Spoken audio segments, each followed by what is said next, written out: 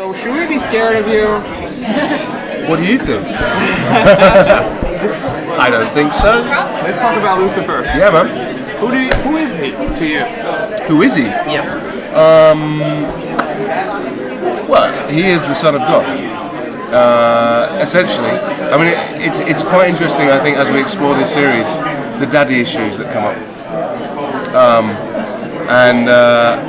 so he's a guy who's used to thinking that he knows everything, and everything is doable and everything's possible. I think what he hasn't counted on is the kind of osmosis of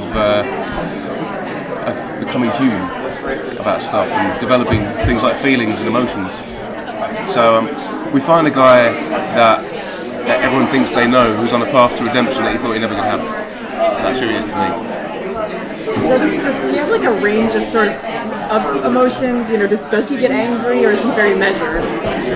He's not. I would say he's normally quite measured. I think the emotions that he starts to encounter in the pilot are new things to him. I don't think he can comprehend what they are. He just knows that he feels a bit different, and the only way in which he knows that normally manifests itself is he's like, I need to punish someone. So that kind of whets his appetite for solving this case in the pilot. But yeah, I mean, his sense of fun is the thing that sort of drives him forward in life, for sure. Yeah. What do you think makes you the perfect Prince of Darkness? I tell you what, it was quite worrying when I when I got the job, and I was telling several friends of mine that I'd gotten this job, and they were like, "Oh my God, you're perfect." I was like, what? What do you mean? I think for me, I enjoy playing characters that are kind of dicks, essentially. Kind of not very nice. They do pretty deplorable things, but somehow you still love them. And there's always fun to do that as an actor. And if you can hopefully get it right, then people respond to it in a way. But people love an anti-hero. So there's a lot of levity, it seems, in the character and in the series. And is that something that carries throughout, or is it going to vary episode by episode?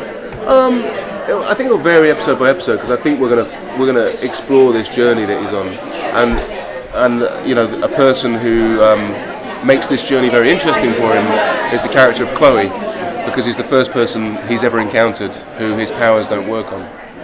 And so getting to the bottom of that is something that he needs to work out, and getting to the bottom of who he is something that she needs to work out. So it will have sort of procedural elements to the show because of the job that she does and whatever, but it's not. I wouldn't say it's not going to turn into a procedural cop show.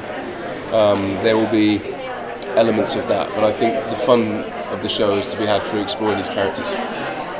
So did you say your powers are gone? So are you like totally immortal? Or? He's immortal. I mean, we talked a lot about the mythology and about what powers, superpowers, whatever this guy has, and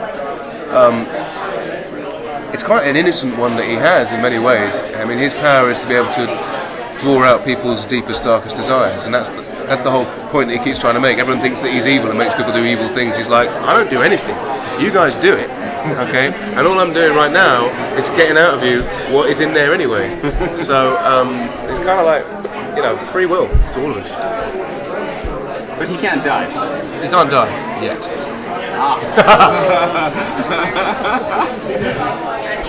And so, how many episodes have you shot so far? So we've done the pilot, and we're just about to start the season. So we've got 12 more episodes to shoot, and so it'll be a 13 episode season. What did you do to prepare for the role of Lucifer? I mean, did you get to read any? Did you get to read, the comics or anything like that? So interestingly, when the scripts when I got it was brilliant. And I loved it. And I'm not a big comic book fan. I haven't been in my life.